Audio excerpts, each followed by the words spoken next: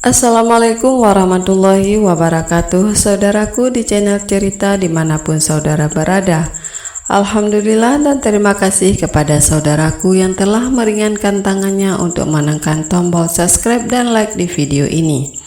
Semoga selalu diberkati oleh Allah Subhanahu wa Ta'ala dan dipanjangkan umurnya. Hari ini kita akan menyimak satu kisah yang mengerikan.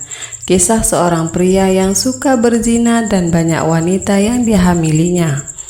Saudaraku di channel cerita, mari kita mendengarkan satu kisah tentang dosa, hasrat terlarang dan azab yang mengubah hidup kita. Sebelum melanjut kisah ini, mari saudaraku berselawat kepada Nabi Muhammad SAW dan menulis di kolom komentar sebagai tanda penghormatan kita kepada beliau Nabi Muhammad SAW. Allah berfirman dalam Al-Quran yang artinya, sesungguhnya Allah dan para malaikatnya berselawat kepada Nabi SAW.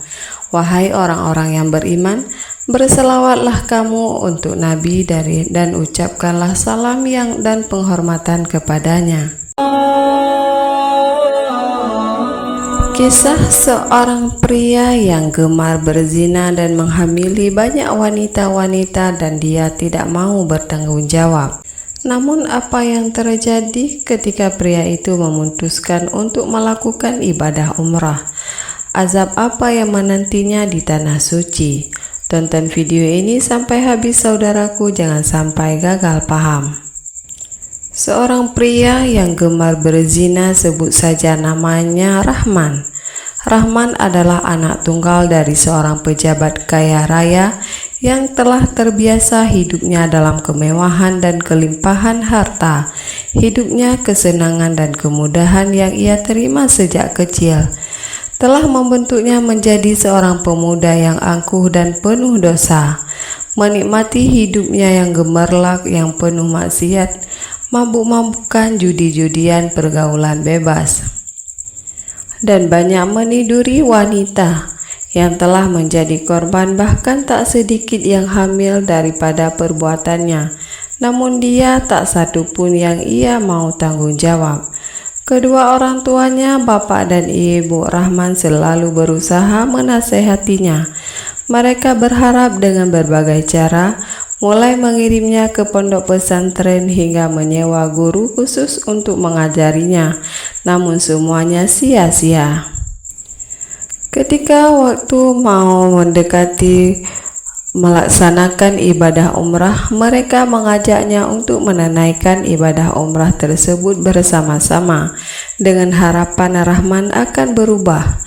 Awalnya Rahman menolak keras ajakan itu, namun ketika sang ayah menjanjikan sebuah mobil mewah terbaru jika ia bersedia berangkat melaksanakan ibadah umrah, Rahman akhirnya setuju menuju ke tanah suci. Penerbangan menuju Mekah terasa panjang dan melelahkan. Rahman duduk di kursi kelas bisnis dengan ekspresi acuh tak acuh.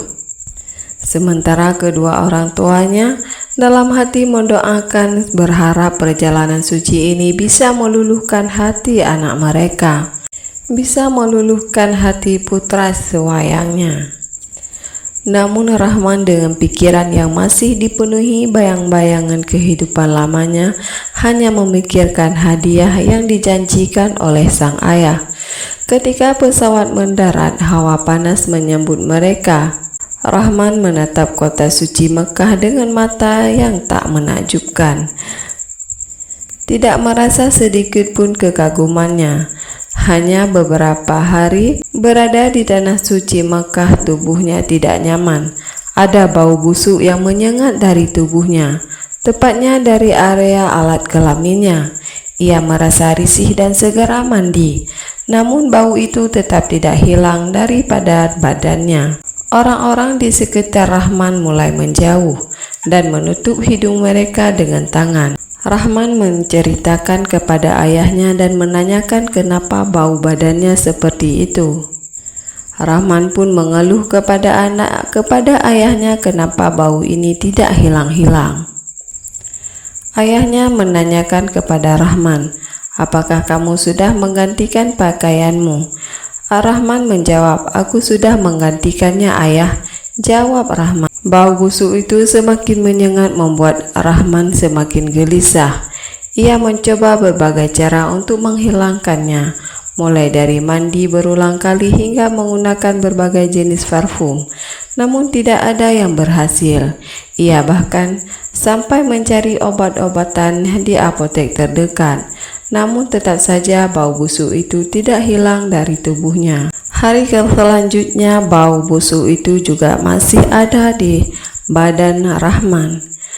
Rahman juga mendengar suara anak kecil memanggilnya, "Papa, Papa." Ia menoleh ke belakang namun tidak ada anak kecil di kerumunan itu. "Apa kalian mendengar suara itu?" tanya Rahman kepada kedua orang tuanya. Mereka menggeleng-geleng kepala. "Tidak ada suara apapun, Rahman," kata ibunya. Suara anak kecil itu semakin lama semakin ramai, semakin lama semakin besar, hingga membuat telinganya Rahman terasa sakit. Rahman menutup telinganya dan berteriak, namun suara itu tidak berhenti. Ia bahkan jatuh pingsan di tempat itu tersebut. Orang-orang di sekitar Rahman menjadi panik.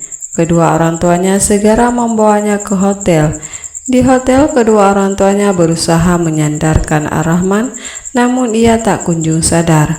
Karena takut terjadi apa-apa terhadap anak semata wayangnya, mereka pun membawa Rahman ke rumah sakit besar di kota Mekah tersebut. Rahman dinyatakan koma, namun dokter yang merawatnya tidak menemukan penyebab jelas dari kondisinya. Kedua orang tuanya menangisi histeris. Dokter menyarankan agar mereka tetap tenang dan berdoa kepada Allah Subhanahu wa Ta'ala agar Rahman cepat sadar. "Biarkan kami yang mengurus anak saudara. Anda berdoa saja, melanjutkan rukun umrah," kata dokter tersebut. Dengan berat hati, kedua orang tua Rahman meninggalkannya di rumah sakit dan mereka pun melanjutkan ibadah umrahnya. Di depan Ka'bah, mereka berdoa dengan urayan air mata yang mengalir, memohon kepada Allah Subhanahu wa Ta'ala agar anak mereka disembuhkan. Sementara itu, di dalam koma, Rahman mengalami kejadian yang mengerikan. Seolah-olah berada di neraka, tubuhnya terbakar dan bau yang sangat busuk keluar dari kelaminnya. Pada saat itu, satu malaikat memegang gunting raksasa lalu memotong kelamin Rahman. Secara berulang-ulang Rahman menjerit kesakitan, meminta tolong dan memohon ampun kepada Allah Subhanahu wa Ta'ala. Memohon ampun kepada Allah atas segala dosa yang telah ia lakukan. "Lahirkan aku ke dunia, aku ingin bertobat, aku akan bertobat," teriak Rahman. Rahman seolah-olah dia berada di neraka. Ia melihat bayangan wanita-wanita yang telah ia sakiti. Mereka datang dengan wajah penuh dendam membawa anak-anak yang menangis memanggilnya papa, papa, papa. Bayangan-bayangan itu terus menghantuinya, membuat Rahman semakin ketakutan. Ia merasakan siksaan yang tak terbayangkan. Tubuhnya terbakar dan bau busuk itu semakin menyengat. "Ini adalah balasan atas perbuatanmu," terdengar suara menggema di telinganya. "Kau telah menyakiti banyak orang, kau telah menyakiti banyak wanita, dan sekarang kau harus merasakan penderitaan mereka." Keesokan harinya Rahman sadar dari komanya. Ia berteriak ketakutan, meminta tolong kepada sang dokter. Sedangkan sang dokter segera menelepon kedua orang tuanya memberi kabar bahwa Rahman telah sadar. Ketika mereka tiba di rumah sakit, Rahman masih terlihat ketakutan. Ia menceritakan semua yang ia alami dalam komanya. Kedua orang tua Rahman mendengar dengan penuh perhatian. Mereka terkejut dan terharu mendengar cerita Rahman.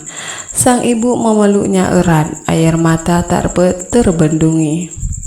"Kami selalu mendoakan untukmu yang terbaik, supaya Allah memberikanmu kesempatan untuk beribadah," kata ibunya dengan suara bergemetar. Ayahnya menatap Rahman dengan mata berkaca-kaca. Inilah peringatan dari Allah Subhanahu wa Ta'ala kepadamu, wahai Rahman. Kata sang ayah, manfaatkan kesempatan ini untuk memperbaiki dirimu. Kami akan selalu mendukungmu, kata kedua orang tuanya dengan suara penuh sedih dan haru. Mereka pun melanjutkan rukun umrah di dekat Rahman dengan penuh penyesalan dan derayan air mata memohon ampun kepada Allah atas segala dosanya. Ya Allah, ampunilah dosa hambamu. Dosa hamba ini berikanlah aku kesempatan untuk memperbaiki semuanya, untuk menuju ke jalanmu. Doanya dengan tulus, air mata Rahman mengalir deras membasahi pipinya. Ia merasakan penyesalan yang mendalam atas segala perbuatannya yang telah ia lakukan di kampung halamannya. Rahman pun berjanji dalam hatinya untuk tidak mengulangi kesalahan yang sama untuk hidupnya ke depan. Sesuai dengan ajaran agama, ia menjauhi segala bentuk kemaksiatan tersebut. Beberapa hari kemudian, bau busuk di alat kelaminnya hilang dan suara anak kecil pun tidak ada lagi terdengar di telinganya. Mereka pun kembali ke kampung halaman dengan hati yang lebih tenang.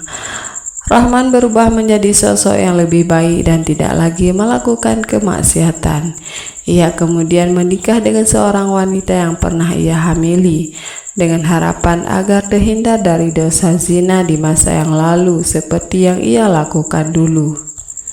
Orang tua Rahman pun merasa ketenangan yang luar biasa melihat anak mereka yang dulu terjerumus dalam maksiat, kini berubah menjadi sosok yang lebih baik. Mereka menyadari bahwa Andrianda telah pulang dari tanah suci, ia telah berubah total. Inilah hidayah yang datang dari Allah kepada Rahman. Dia pulang di tanah suci, tempat di mana doa-doa mereka dijawab oleh Allah Subhanahu wa Ta'ala. Semoga kisah ini menjadi pelajaran bagi kita semua. Wassalamualaikum warahmatullahi wabarakatuh.